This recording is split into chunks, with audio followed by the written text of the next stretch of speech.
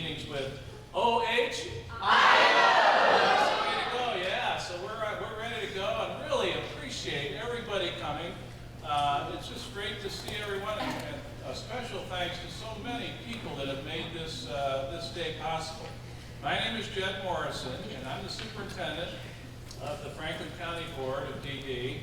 And we are proud to co-sponsor this with the Ohio Self-Determination Association and ARC Industries. You know, this facility here, Bixby Center, is operated by ARC Industries, and they do great work, and we're so responsible for helping us set everything up. And by the way, I was told to remind people there's water over here, and there's water in the back, and restrooms are right out this door here. So if you need to get a little something to refresh you, you've got that available as well. And we are so proud to have our Self-Advocate Advisory Council sponsor this event. I think this is the 4th time that we've done this. We do this every other year. And oftentimes, strategically, we do it right around budget time.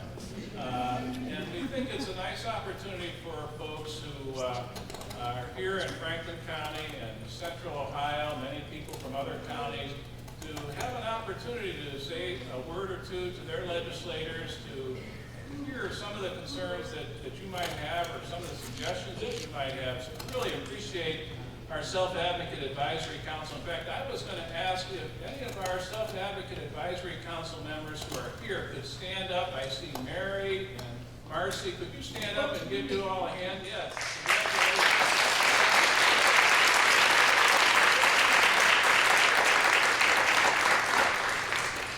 And you know, we are very fortunate here in Central Ohio to have such a supportive team of legislators. We have, I think, to the person, the legislators here in Franklin County, and I know in Central Ohio in general, have been very well educated on the services that we provide. They have visited some of our programs, met with people, and so we really appreciate our legislators coming. And a little bit later, we will ask the legislators to introduce themselves.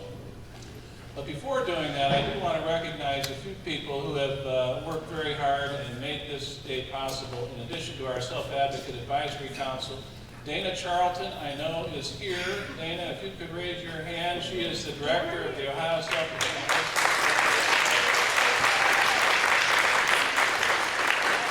Bob Gaston is here, the director of ARC Industries. He's the CEO of ARC Industries, and some of their staff are here. And certainly Teresa Hall, who is the director of this particular program right here. We want to thank her very much, and all of the folks from ARC Industries. Also, a couple of our board members are here. Happy to have Dean Fidel and Renee Stein, who are 2 of our board members. Dean and Renee, could you stand and be recognized? And thank you very much for all that you do. There are several representatives from the Ohio Association of County Boards that operated under the direction of Bridget Gargan, and so we certainly appreciate their involvement and support. And I know that Zach Howwood is here, Zach is right here, who is with the Treasurer's Office and has done great work with the stable accounts, and we'll hear a little bit more about that later as well. And finally, I want to recognize also Lauren Rummel, who works with our county commissioners. And Lauren, I know, is here. Lauren, thank you very much. Commissioners O'Grady and Brown and Boyce here in Franklin County have been very supportive of our operations, and we are very appreciative. So thank you, Lauren, for being here. Well, thank you all. And I want to especially thank, again, the elected officials who are here, or their representatives. And so what we'd like to do is to just take a moment to ask them to introduce themselves, if they could. And we'll just go around the room. I think there's a microphone over there, and if you can just indicate who you are or who you're representing, and everybody will know who's who. Hi, good morning. My name is Ellen Short, and I represent Senator Sherrod Brown in the Central Ohio region.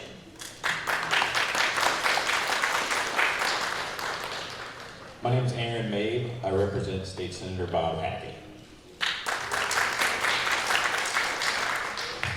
Good morning, everyone. lovely faces. Great to see everyone out this morning. My name is Kanika Dalton-Paul, and I'm from the Office of State Representative Bernadine Kennedy Kent. Good morning, everyone. My name is Autumn Mitchell, and I'm the legislative aide to State Rep. Erica Crawley from the 26th House District. And she sends her regards that she could not be here this morning, but we're looking forward to hearing the remarks and everything like that. So thank you very much. Hi, everybody. My name is David Leland. I'm the state representative from House District 22, which represents most of North Columbus. Good morning, I'm Herschel Craig. I'm the senator from the 15th Senate District.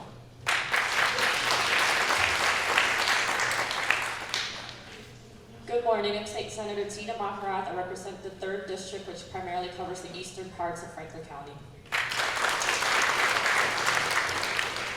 Good morning, everyone. My name is Allison Lawler. I am Senior Legislative Aide to State Senator Andrew Brenner. He represents the 19th Senate District, which covers all of Knox, Delaware, and a portion of Franklin County.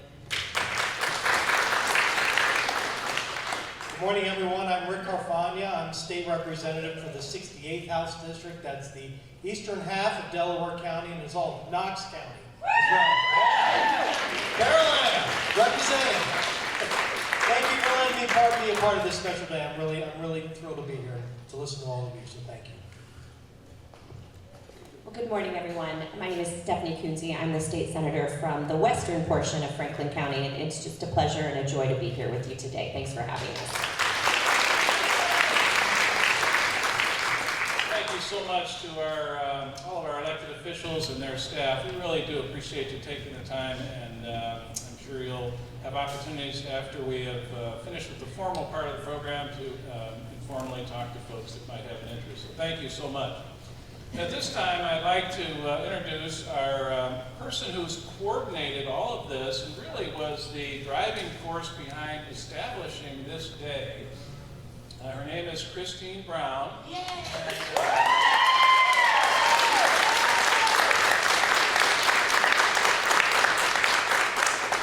Christine has done just a terrific job. If you think about all of the details in terms of getting information to legislators and helping to get information to self-advocates so that they know where the event is and having it all set up. So lots of good work, and we really appreciate what Christine's done. In fact, this is such a special day because her parents are here. They've driven from Nashville, Tennessee, and they are here. Kathy and Doug Brown, could you raise your hand, and we thank you.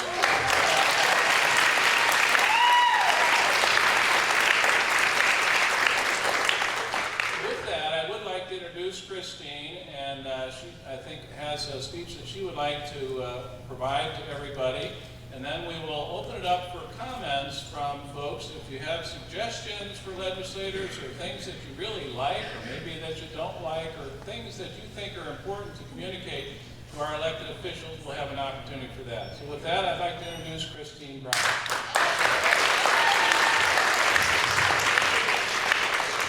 Thank you, Jed. Are we here to shake it up and speak out? Yeah! So, thank you for the introduction. I too want to thank each of you coming today. At this time, I'd like to share information about some of the key issues. These were things that the Self-Advocate Advisory Council came out with, and we are here to share. So the first issue is the direct support workforce crisis.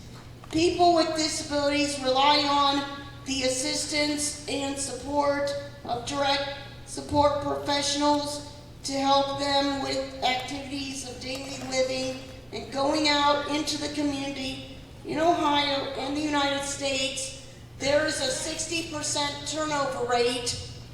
A major reason is the rate for direct care staff getting paid.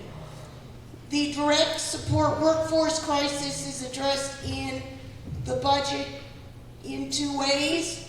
The budget raises the current payment rate over the biennium by 11.3%. This is the most we've ever seen. And the workers who provide the following waiver services: homemaker personal care, self-directed homemaker personal care, and on-site on-call staffing. I serve on the department's waiver work group and am making sure no one has cuts in their services due to the rate increase. We want staff rates to go up, but do not want people to have their services reduced or cut as a result. The budget proposes to increase homemaker personal care DSP rates over the next 2 years from the average $11.12 per hour to the average $12.38.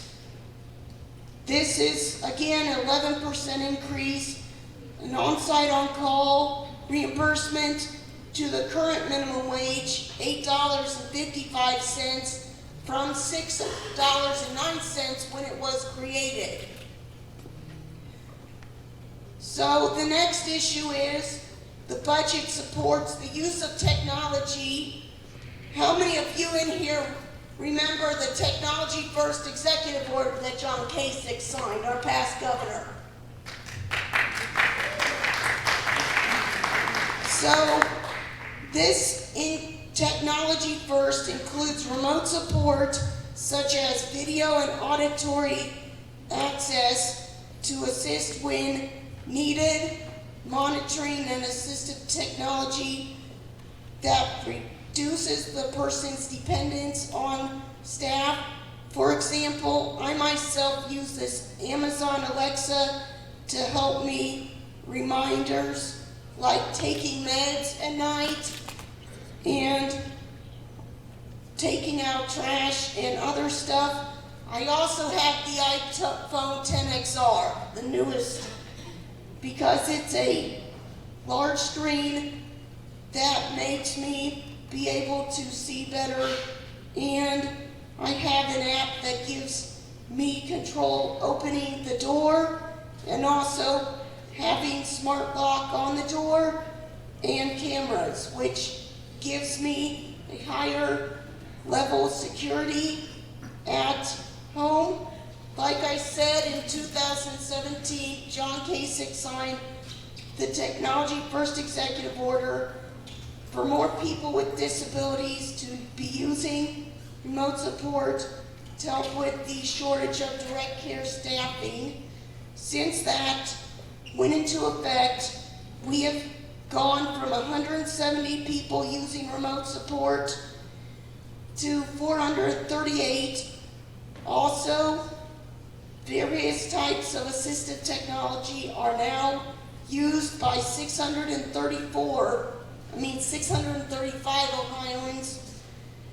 Of the 635 people that are using assistive technology, 304 are using remote support. So that leaves 331 people that are only using assistive technology. We support the Department of DD goal to increase the use of technology by over 2,000 people by the end of this year. Franklin County is one of the leaders in this area with establishment of a technology lab at West Central School. It's not open right now, but it will be. This technologies allow greater independence for the person and have the benefit of using less expensive traditional staffing to those who need or want to have technology. and person and where there is a greater need. So the next subject is non-medical transportation.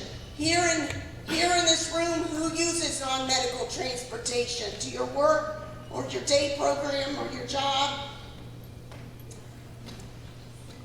So over the past year, the waiver work group has evaluated non-medical transportation to see about how it's being used and what seems to be missing. We support increased investment in non-medical transportation so people with disabilities can get to work and other places in the community. Our current transportation reimbursement system was built over a decade ago. At that time, transportation to and from day activities relied almost exclusively on large vehicles to move large groups of people from one location to another.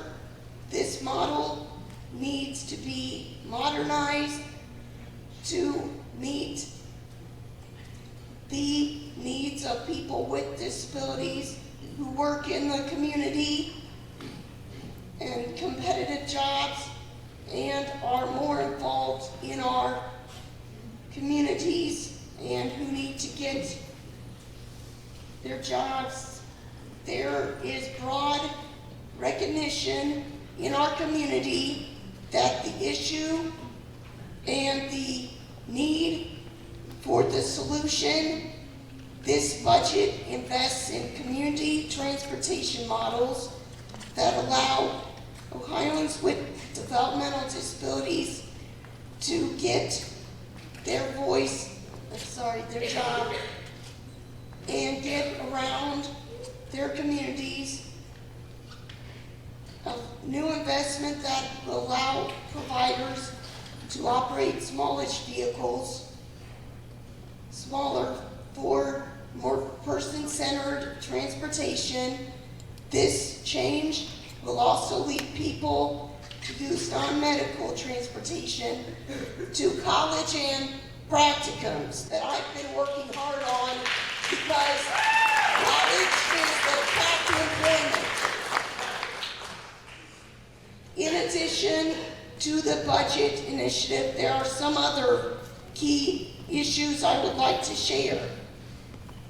One of which is about stable accounts. The ABLE Act got signed in 2014, and we are fortunate to have Travis, Dressback, and Zach Howe out.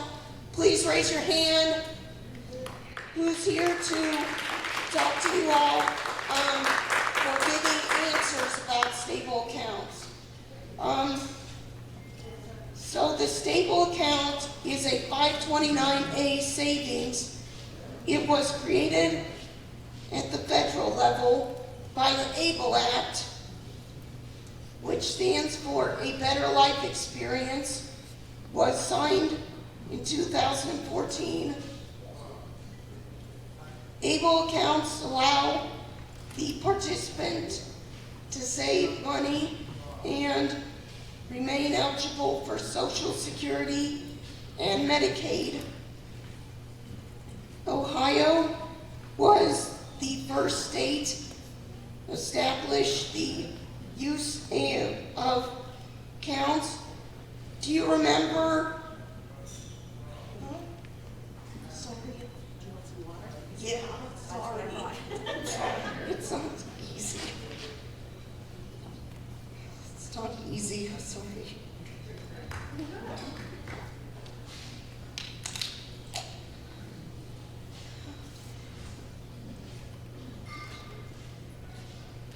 So, now that is a thing of the past where the asset was at 2,000, it still is, but with getting to have a stable account you don't have to worry about that asset. Now a person on Medicaid and receiving SSI can save $15,000 from all sources if not working. If you are working, you can save up to $12,140 more in wages than $15,000, which then leads up to $27,140 that you can save up on. The lifetime,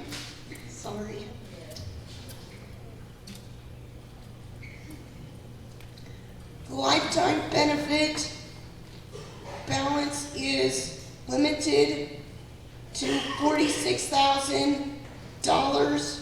Federal law does not require state Medicaid departments to seek recovery. ABLE accounts are used to pay for things that Medicaid does not cover. So those are the state issues that we wanted to share. Next, I'll talk about these federal issues, and then after that, we're going to open it up. So,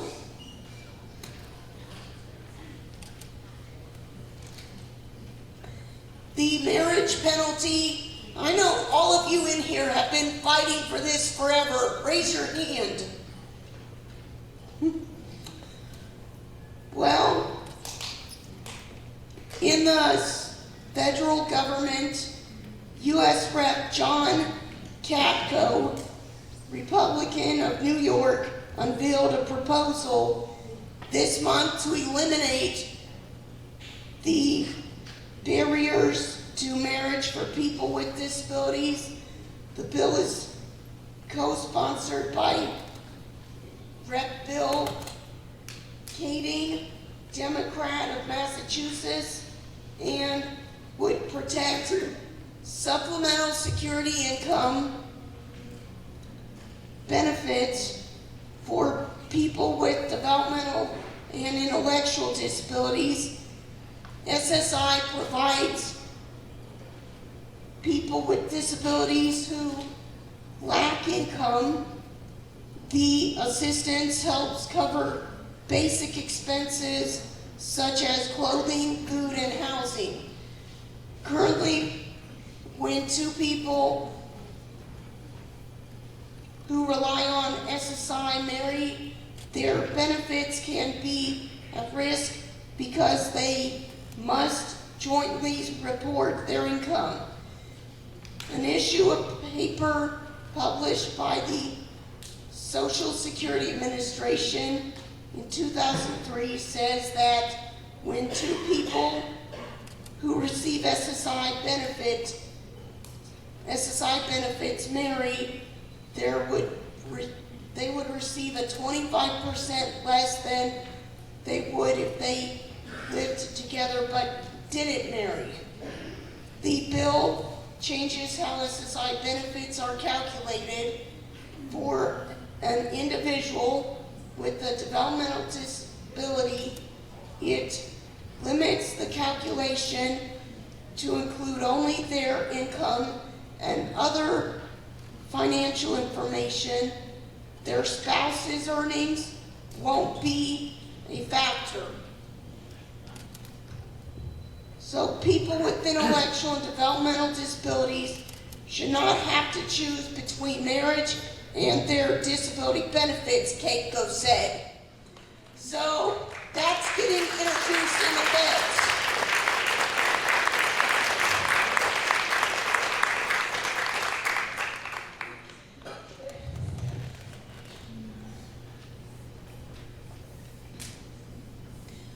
Then the last one here, the bill to move the age limit on Medicaid buy-in that I've been working so hard on and keep up on this.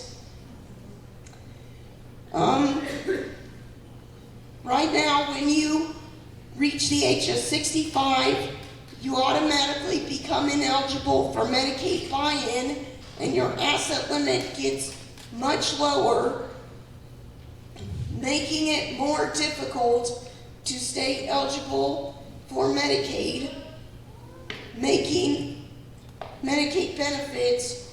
This means that the person with a disability who is working must quit their job in order to keep their health care coverage.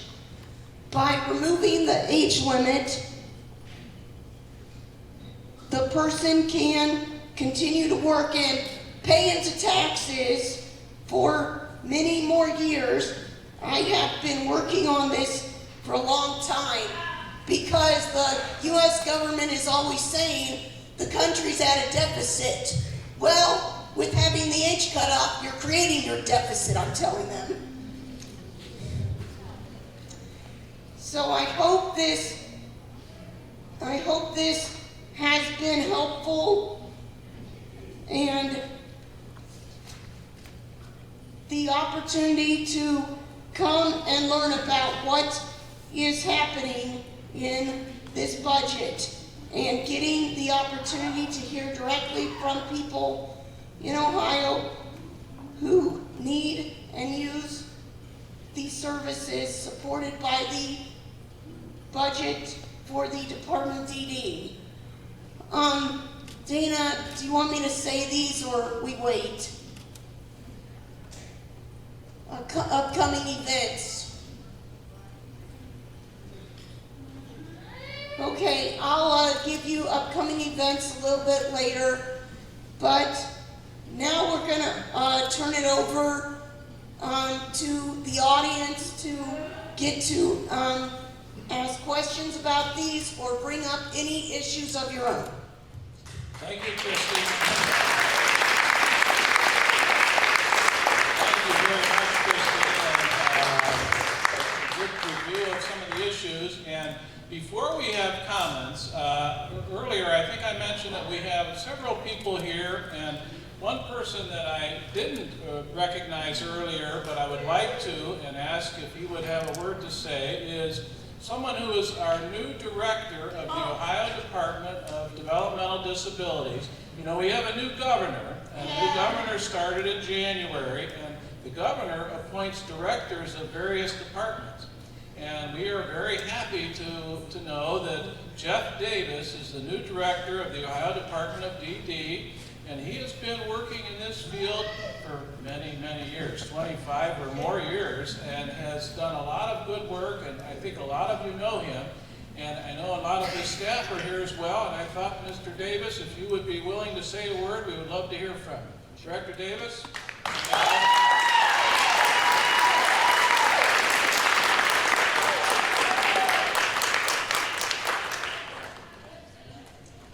Well, that's very nice.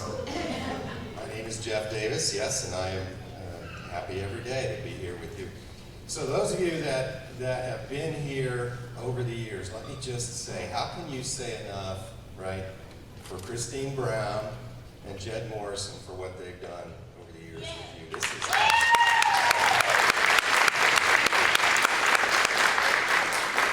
that really is quite a team, and there's many more of you. And I find this remarkable. This is Chris. Let me just say this, right? Look who you have around the table, all of these legislators, right? All this expertise, all this passion for what they do, and they come every year. I think it's great. So maybe we should celebrate everything.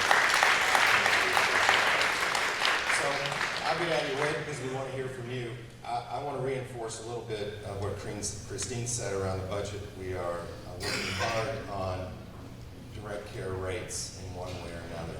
But I want to say these two things to you about direct care rates. There are only two reasons why we do this, why you increase rates for direct care, in whatever that looks like, in whatever direct care position. One is, right, for those of you that require supports, we want to make sure that direct care is as good as it can be.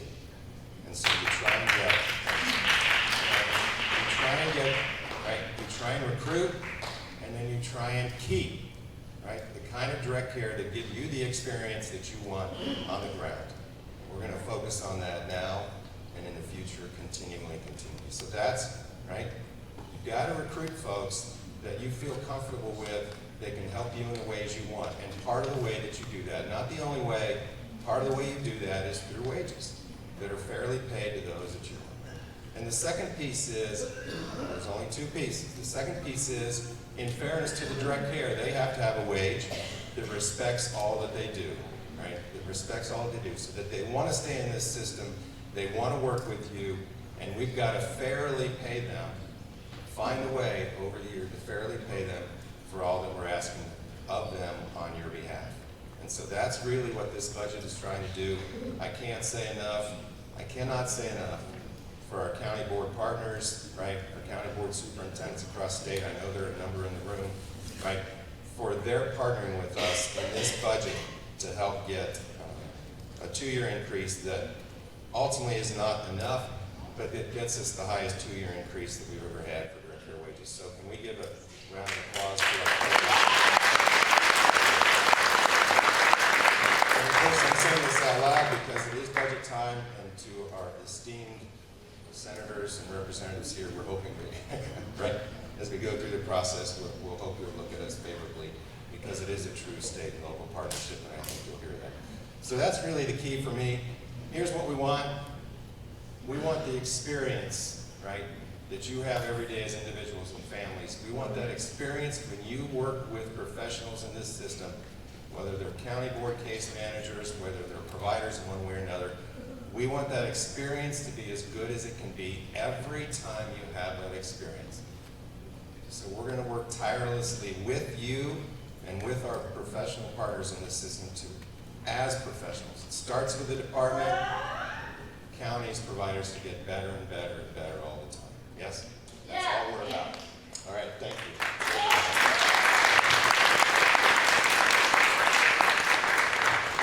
Thank you to Director Davis, and we certainly appreciate you and all of your staff for being here, Director.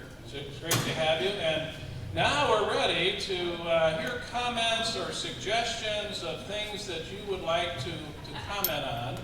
And before we do that, I wanted to indicate that Congresswoman Joyce Beatty's representative is here, and we certainly appreciate you joining us today. Thank you very much, and thanks to Congresswoman. Daniel has a microphone here, and he is going to go to those who would like to offer a suggestion. If you could raise your hand. What we'd like to do is suggest that you state your name, so we actually have a reporter here from the Columbus Dispatch, so you better watch what you say. But if you could state your name, just so that we all know who's speaking, and then feel free to make your comments, and we'll try to get as many as we can. So Daniel is here, and if anybody would like to comment, please feel free to raise your hand.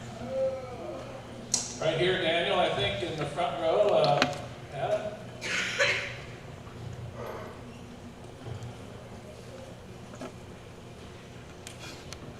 Thank you.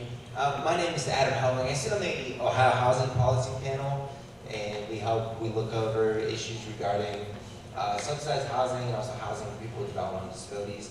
But one of the issues we've been looking at is universal design. So I hope that's something you're familiar with. But universal design is basically designing construction for everybody. So you've got wider doorways, sloped. Instead of steps going up, you just have a slope ramp going up. Not like an actual ramp, but just like a sloped incline.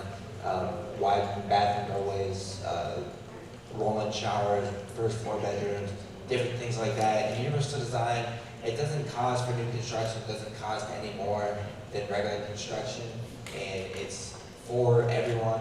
And we believe that 25% of the population of the state of Ohio is going to need universal design at least now or in the future. And there's a shortage of handicap accessible housing for people that need it right now, especially people with low income. So finding housing, especially like my housing, is really hard to come by.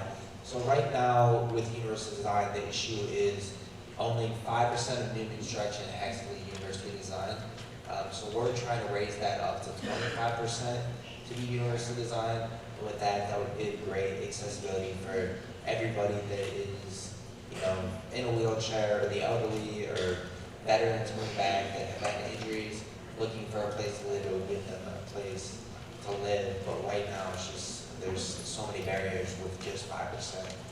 So I just wanted to urge you guys to look at that number, that 5%, and look at how low that is, and look at the shortages, and hopefully we can bump that number up to 25%.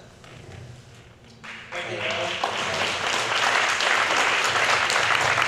Alan is the former director of, or president of the Ohio Self-Determination Associates, provided great leadership here in Franklin County and throughout the state. And I would say also that we're very proud in Franklin County, but there's so much more that can be done. They have an organization called Creative Housing that provides accessible housing for individuals who are served. We have over 400 houses here in Franklin County and a number of other properties that are accessible, but there is so much more need. So thank you very much for your emphasis. Thank you.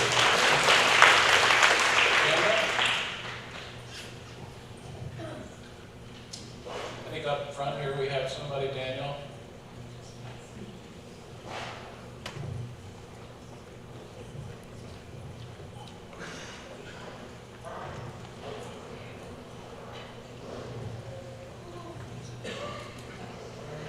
Hi, my name is Tamara Crapley, and I am an autistic student in the College of Social Work at Ohio State University. You guys mentioned technology and a budget towards technology. I want to bring up communication devices, specifically for nonverbal autistic individuals. The current technology right now is very expensive and bulky, and it is hard to manage, especially when you have motor planning problems. There is new technology. There are iPads and there are iPhones, and there are apps that are readily available that can be personalized. And I believe it would actually be more affordable for the state and all the counties if we could actually invest in this technology. And I believe it can be done by schools, hospitals, it can be done through donations and through county boards. And I really think this is necessary because we have a lot of children coming through the system. And I do not believe we are prepared for them yet. Thank you very much.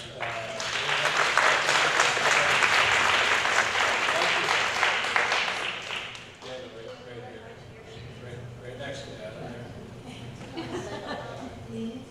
My name is Ann Thomas, and I'm from Knox County, Ohio. And I sat on the Housing Committee meeting with Adam. And they were telling us that they're getting ready to cut the HUD housing, Section 8. And it's called the House Bill 36. And we need to fight for that because we don't want to go backwards, we want to go forwards.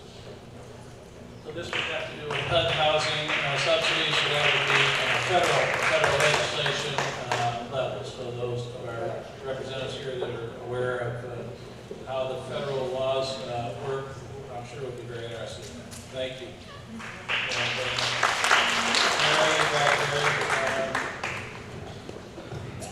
Yeah, my name is Mary Stark. On the news last week, they were cut the summer camp. So let me June. But they go keep it go on for that summer coming June. Okay, Mary. So Mary, what you're talking about, did I hear Special Olympics? There was discussion about some cuts at the federal level on Special Olympics. I think they were talking about cutting $18 million. Yeah. But I also heard that they have changed their mind on that at the federal level, and so there won't be a cut. So that's a very good point to bring that up.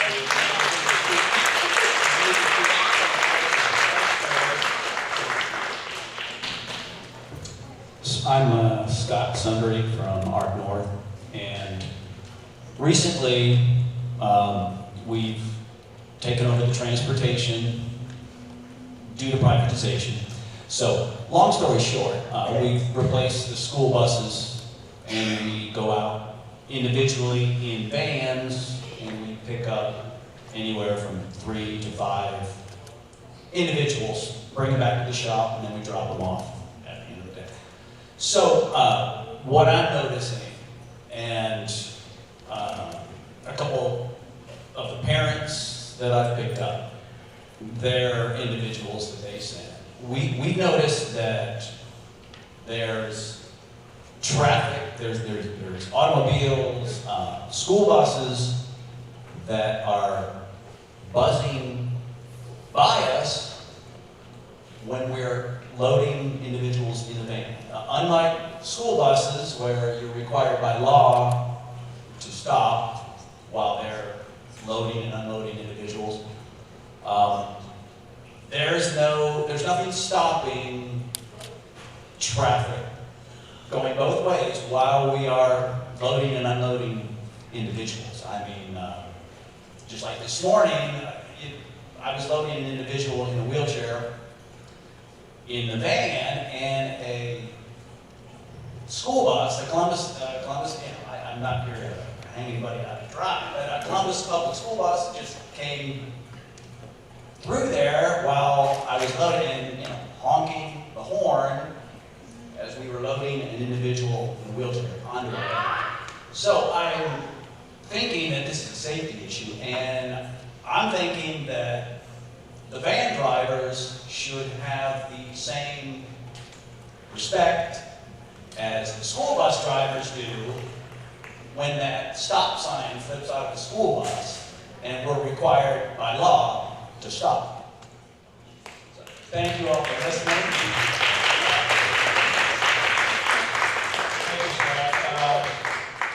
Just for legislators to be aware, there was a change in the law, actually at the federal level,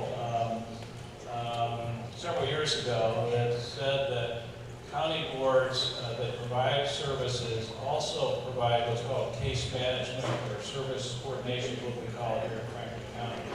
And because we control in that process, or have some administrative role in that process for Medicaid dollars, that county boards were required to privatize some of their services. And so what Scott's referring to is one of those services is transportation. And so we have successfully done that here in Franklin County, but it sounds like with that there may be room for discussion about how to ensure safety in that. The other thing I would point out is in the budget bill, there is a piece related to non-medical transportation. I want to say in the neighborhood of $5 million related to a change which actually is designed to support transportation in smaller vehicles, which allow for greater accessibility into the community and much more inclusive opportunities and employment opportunities for folks. So there's a lot of good as a result of that. And in the particular budget bill, I believe there is a section of that relates to supporting a change in rule that will help to encourage smaller vehicles for folks. And I think it has a price tag of about $5 million on it, just for your information. So, other comments? They belong to you. Okay.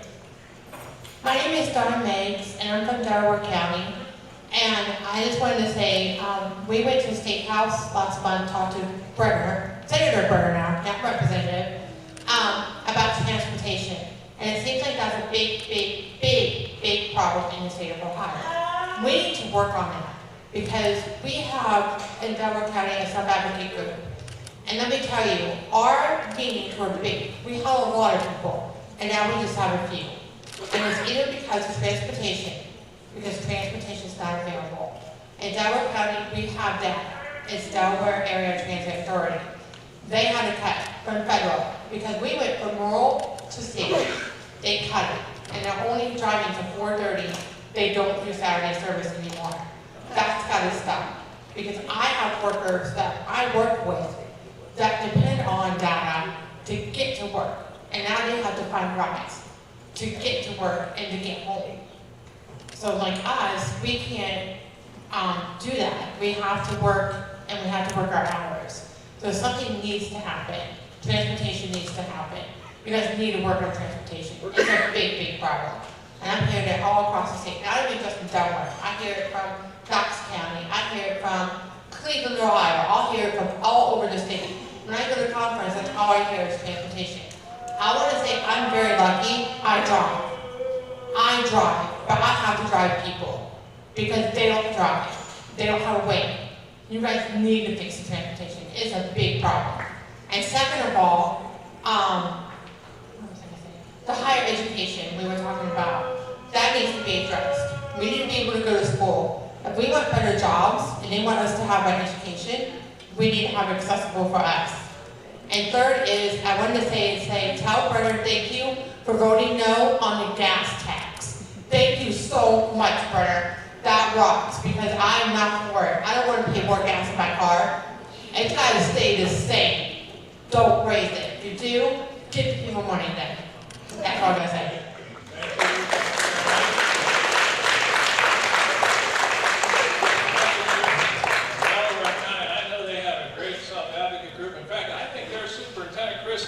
Here. Chris, where are you? Who's the superintendent, and also Mike Pelsick, the superintendent in Pickaway County, who's here, so thank you very much. Appreciate it. I do think the transportation bill has passed, and so we'll have to get more information on that for you. Thank you very much. Other comments? In the back there? Yeah, go ahead. Hi, I'm Brittany Anderson from Athens, Ohio.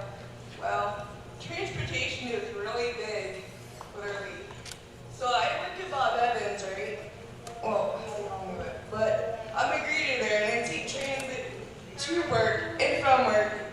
But I live literally down the road, so after work I can walk if I want to, or take transit, but it does not run on Sundays, so I can't do that. How is it possible for other people to do that when they can't even go to work and come back?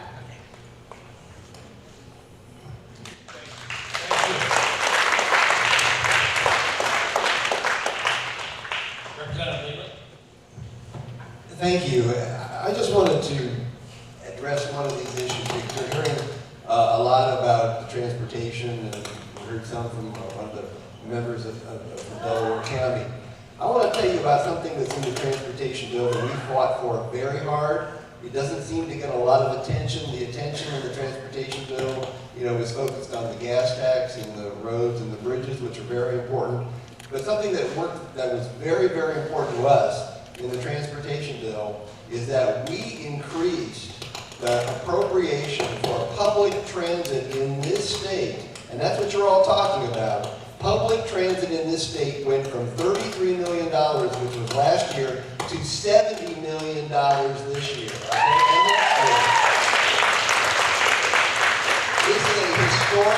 This is a historic commitment to public transportation, and we're going to keep fighting for this in the House of Representatives. But this is a historic first step, a transformative first step as we move forward in public transportation, because we know that public transportation is critical for all communities to be an integral part of our society. So as you're talking about transportation, know that just happened, that we more than doubled the public transportation budget in the state of Ohio. I just wanted to make sure everybody knew that.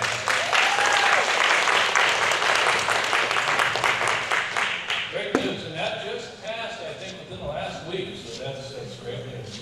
Other comments? Yeah. I am William Peacock of Athens County, and I too have concerns about transportation. As the increase of the Athens on Demand or other affordable cab type services need funding and collaborating with other agencies to help seniors and low income people have rides. We also need more homemaker personal care mileage for our staff to help us to get to the places we choose to go if we cannot get transportation.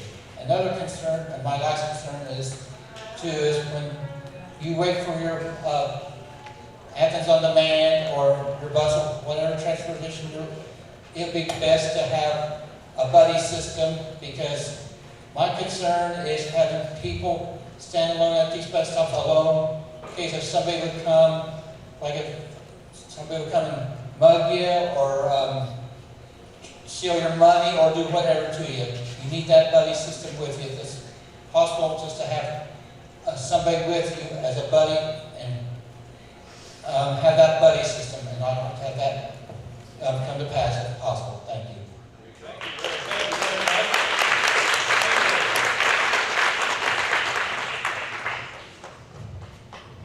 Hi, this is Jeff Davis. I think we're probably going to hear a lot more comments about transportation. So I think we recognize exactly the significance of it, right? Not just the availability of it, but the quality of it as well. So we're going to tackle that to the specific issue of direct care reimbursement. This budget, as proposed, does increase the mileage amount for direct care when they use their own vehicles. So we're going to get at this comprehensively one way or another. There's got to be more flexible ways to use transportation today. Some of it is public transit, but the world's moving on.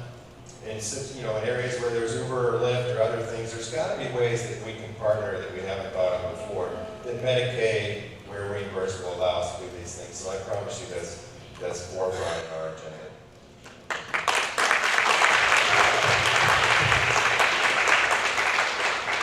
My name is Ken Burgess, and I'm from North Lincoln County. I had a friend got beat up with a gun. We need something safer for our neighborhood. Okay, thank you. That was from Newark, Lincoln County, I think, yeah. And the next speaker in the back there, I think, has had his hand up for a while. Yes, my name is Bruce Howard, and I just wanted to say thank you to all the services that you guys provided, and it really helped out a lot, and I really appreciate it. So thank you.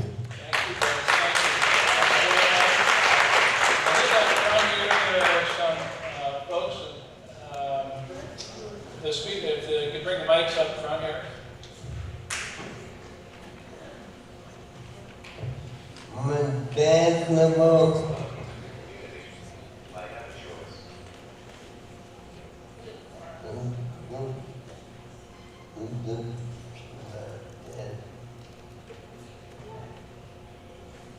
We want to go out into the community, but how can we get there? We need more inclusive choices with the transport schedule which accommodates our freedom.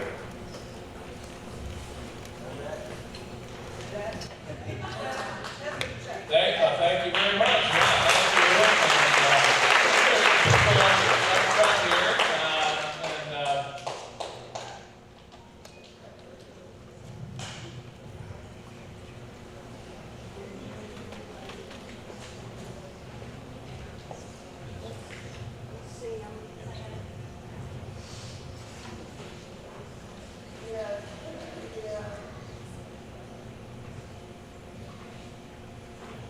My name is Deanna Roth. I have an adult developmentally disabled child who goes to Columbus State.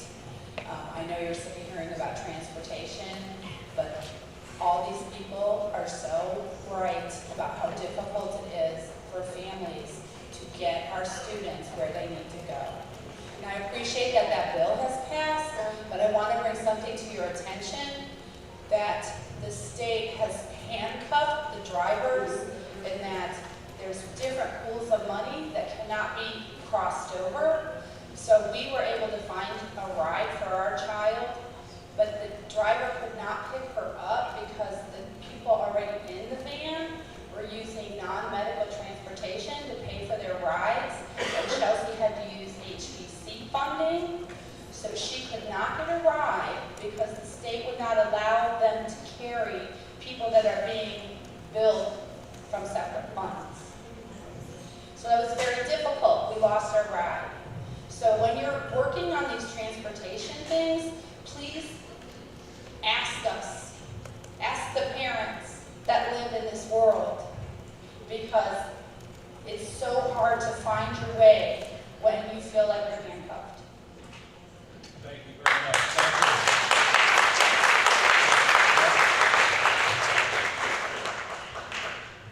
My name is Sean Gibbs. I'm from Franklin County. On Hudson Road, they need to fix all the potholes. and looks like my driver was driving down Hudson Road, taking him to work. He almost got to in a pothole way bad. So they need to fix it. Thank you, Sean. Yeah,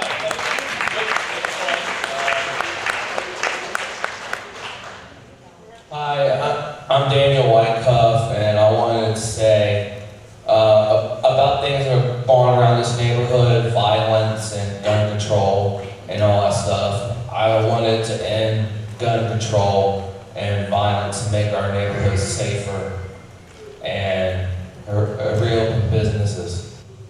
Thank you, Daniel.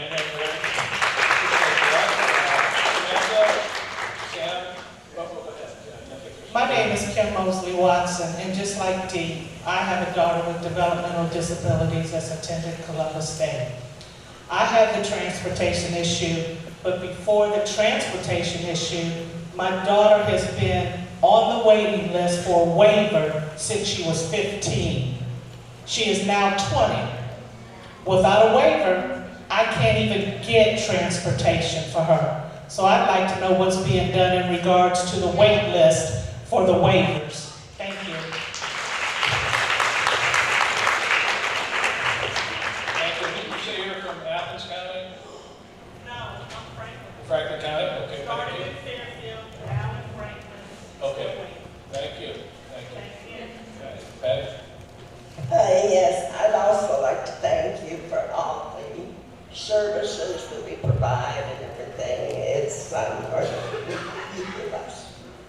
The other thing I wanted to mention about transportation is that I think that more thought's got to be given to getting more non-medical transportation, with the concern that it is a big preventative for health problems, mental health problems. And this is basically what I wanted to point out. And thank you again.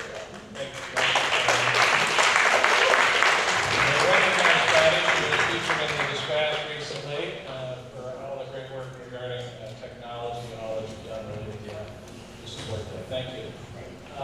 Travis, I think, had a comment. Sam? Samantha? Travis over here. My name is David McLean. I am from Knox County, Mount Vernon.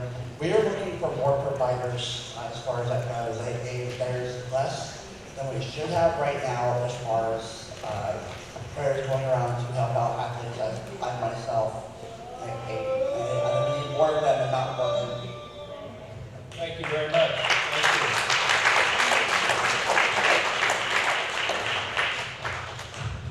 My question, by the way, my name is Travis Dressback, and my question is more for the legislators who are present and their representatives.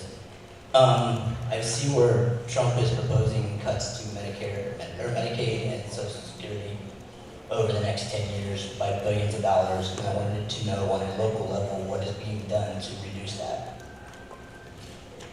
I think that there'll be an opportunity later if any of the legislators would like to comment on that or any other things, Travis. So we'll hold off for just a little bit until a little bit later and offer an opportunity for anybody who would like to comment on that. Yeah. Go ahead. Yeah. My name is Joy Lawrence Slater, and I'm from Hamilton County. And I'd just like to address very briefly two issues that don't come up very often because they're not very sexy. It's not like transportation, but we need to talk about it. One is the provision of protective services to people with developmental disabilities. Ohio law requires that those services be provided. Typically, it's guardianship, and since 1984, those services have been contracted to a company called APSI, Advocacy and Protective Services, Inc. Unfortunately, Ohio continues to fund APSI through its own line item in the DoD budget. This is a conflict-driven, unfixable model. We need to look at the national trends, which are away from these captive organizations where there's no outside oversight.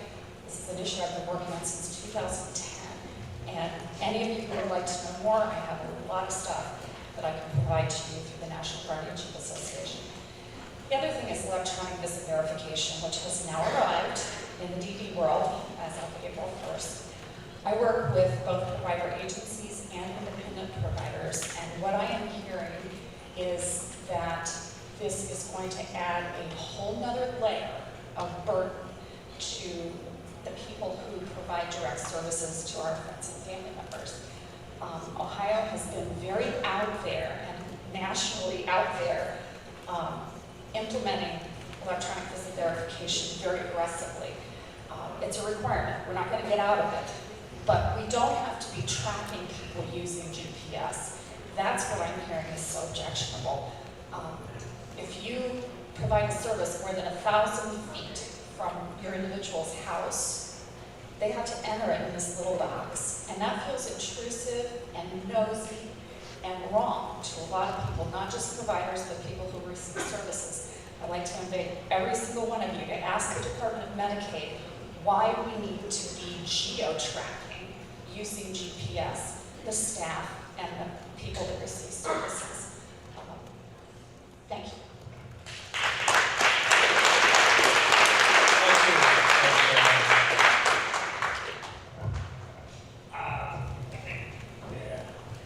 My name is Buck Atkins, Buck Eric Atkins. I work in an outside job and working on the school and I'm making some money. I catch mainstream bus from here from my house. Thank you, Mark. Thank you.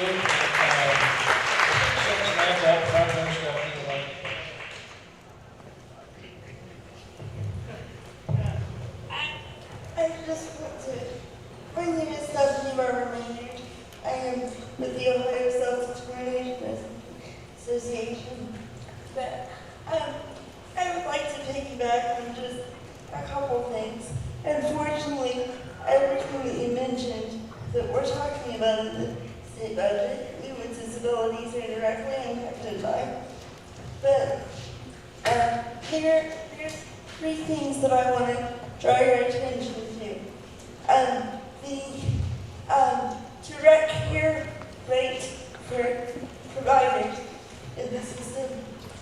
As I was an individual with a disability, I have a home care waiver, which is not associated with the DD system, but when we have direct care staff that come into our homes and they provide very intimate services. And if you do it, the consistency of your provider and someone that you can trust with those intimate things that are very private, then you're not going to be inclined to use the service. So, what I have unfortunately been faced with through the years, if I want private aspects of my life and consistent care, I have to make a choice. Do I want, and so I've limited my world just because we can't allow for consistent caregivers, and the reason of that being is because they cannot get the wage that they deserve. So that is one issue. But, and it was mentioned here earlier about the GPS tracking system.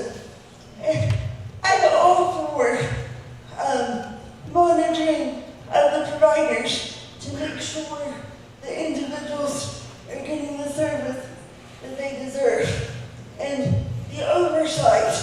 But I, as the individual, should have to share with the Department of Medicaid intimate things that are going on in my life that aren't associated with my care. Thank you, Stephanie.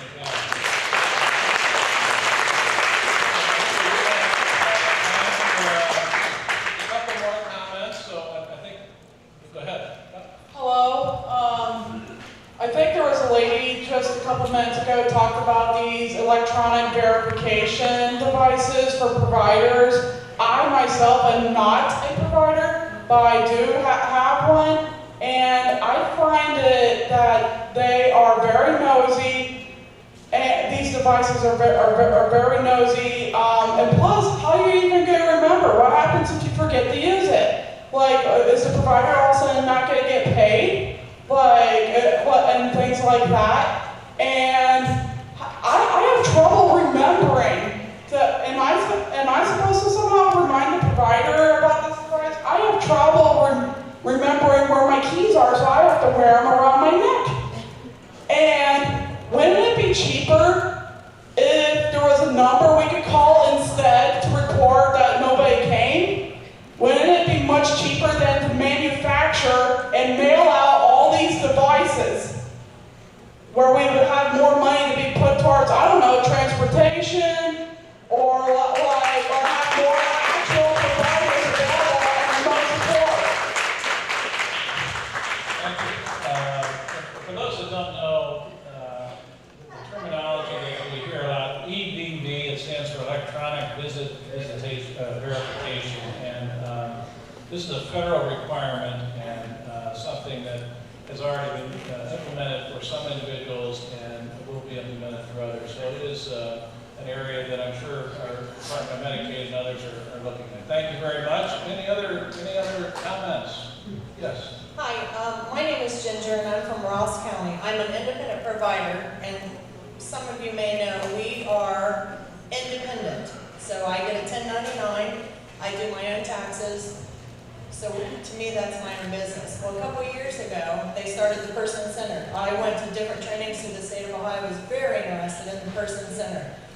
Then they cut us to 60 hours, and some of you are aware of that. So over the 40, I get time and a half. I did not ask for that. I worked 90-some straight time. That was my choice, my business, independent provider. I don't like to complain, but a lot of you have some good points. I heard someone, I think in Athens, they need providers. I'm a provider. Maybe I could provide in Athens. I'm a provider for the state of Ohio. Anyway, I work with one gentleman now, 60 hours. One guy that I've worked with 11 years that needs it. I also work 9 times for $7 an hour. Of that 60. Is this making sense? Somebody says, well, just cut him some. First of all, that's not fair to him. Where do I cut? Do I cut my nighttime or do I cut my daytime? Who's going to come in and work for him just during the night at $7 an hour as an independent provider? I work with a Down syndrome girl I dearly love. Volunteer most of the time. Her and her family don't know that I volunteer because it's over my 60 hours. Is any of this making sense? Providers, independent providers, get emails weekly. I have a 16-year-old, I have a 20-year-old, number 1, number 2, number 3. Do you know what I have to do? I have to delete those emails because I can't even think about helping that person. However, I'm an independent provider, my own business. I don't know who worries about that, but it goes both sides. We would like to help more too. I'm very dependent. I show up, I don't have time off. I'm the one that applied for this job at the pay. Thank you. Thank you very much.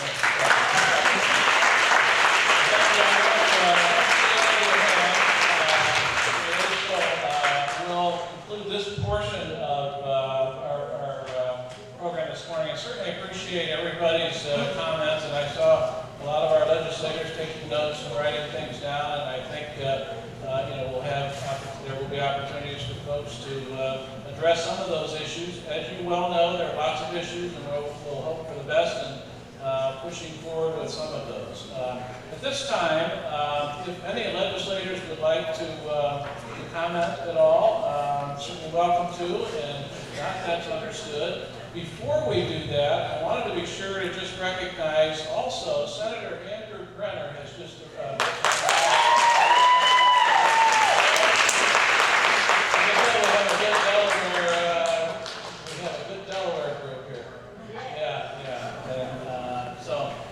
anybody would like to comment at all? I do. Thank you. Thank you for having us today. It's a pleasure to work across both aisles to address these issues. It sounds like there's a common theme going on here today. So it looks like the common theme that we need to address as legislators to conduct high-impact research and deliver some training and technical assistance to provide some high-quality services for our persons with developmental disabilities. I apologize. Now, by providing some high-quality education and transition and adult life services to these people with disabilities, this is essentially going to close some gaps for us, so that way we can maximize independence and enhance some outcomes. And I hope to hear that my colleagues with both chambers, both sides of the aisle, agree with that statement. As we fought really hard within the Franklin County delegates to ensure that we provide the funding for public transit. So to echo to what Representative Leland said, it was one of the toughest and hardest battles that we had to take. It was going to be a big one, and we wanted to ensure that we were all covering our delegates here in Franklin County. But thank you for having me today, and it's a pleasure learning new things within this issue. Thank you, Senator.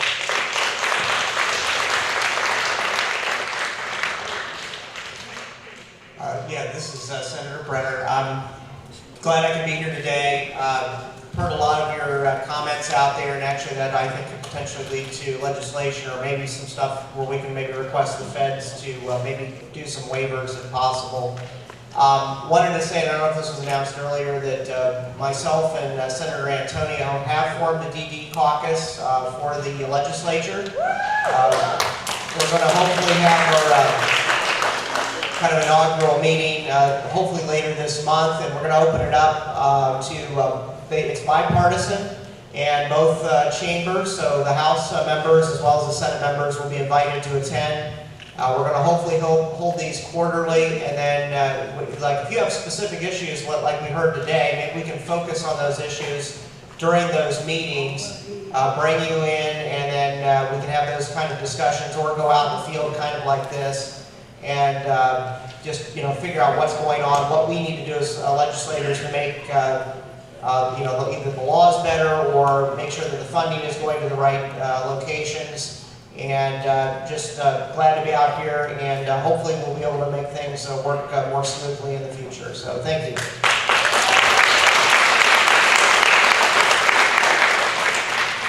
Thank you all again. Again, Rick Arfania. I have Eastern Delaware County, I have all of Knox County. I know there were a couple people here, Ann, and I saw some other folks in the back from Knox County.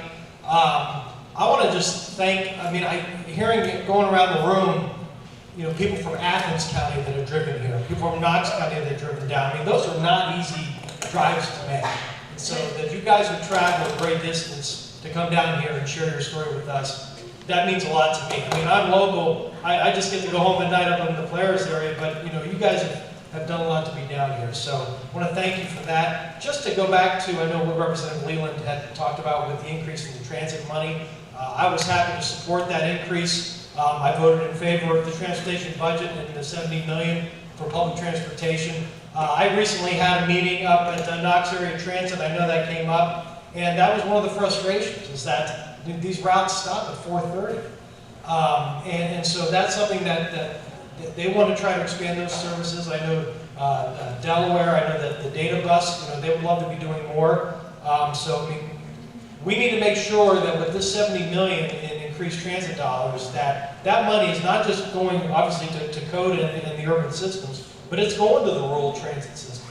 So we need to make sure that, that the rural systems are able to add direct routes to take people to points of businesses, or to take people into the downtown areas so they could go shop and buy groceries. And continue to live independently. So that's something that I'm going to continue working with Knox Area Transit on, work with Data Bus and Delaware on to make sure that we're able to get those services intact. I just want to thank you all for coming here and for letting me be a part of this and hearing your story. So appreciate that. Thank you, Representative. Any other comments? Let me thank all of you for the opportunity and the privilege to be here today. I appreciate so much the questions today, and they were wonderful, they were powerful, and they helped all of us. I need to do this before the legislators leave as well. But would you also honor Jed Morrison with the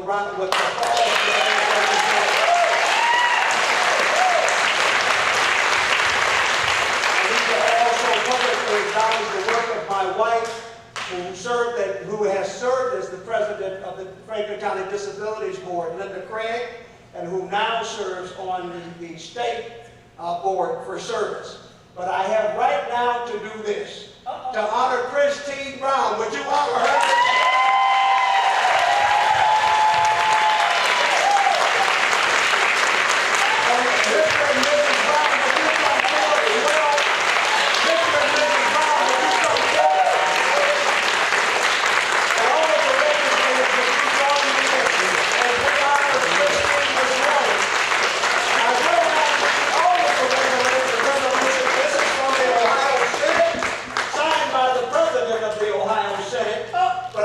Make sure that we honor all of our legislators. You see all of them that are here this morning.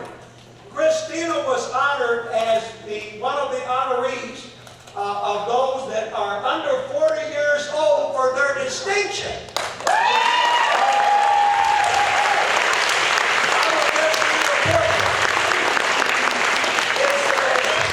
For your willingness, giving us your time, energy, and abilities.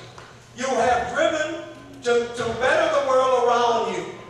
And through your generous contributions, you have earned the respect and esteem of all who know you. We are certain that in the years to come, you will continue to display the same unwavering excellence for which you has become to be known, and you are truly deserving a high praise. Thus, with sincere pleasure, we commend you on your recent accolade and salute you as one of Ohio's finest citizens. God bless you, Corinne.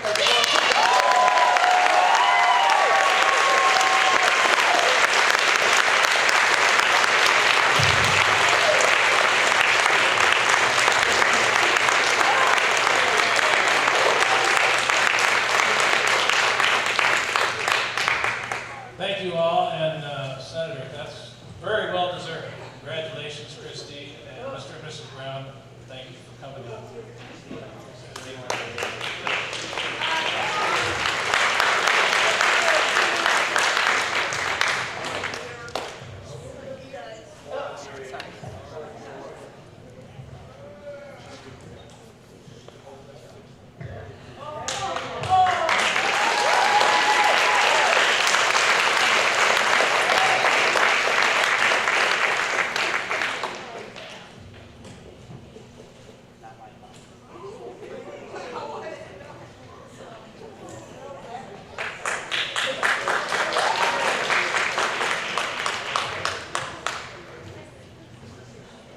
Thank you all very much. I didn't know whether there were any other comments that legislators would like to make. Would you like to?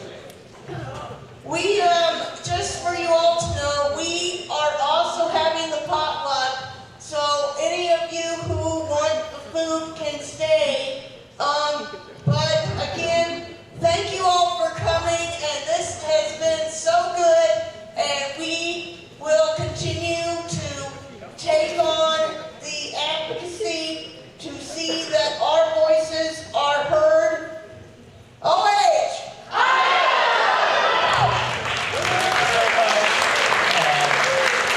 Just one last comment, and then we will conclude. I want to just recognize somebody else that is here who I didn't recognize earlier. It was Bridget Gargan, who is the head of our Ohio Association of County Boards.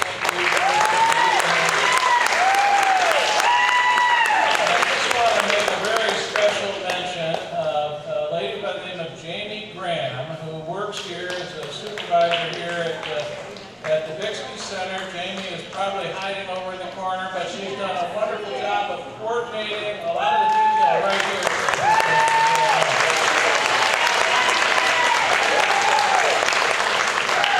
With that, we'll conclude. Thank you to the legislators very much and staff members. We certainly appreciate it. Have a good day.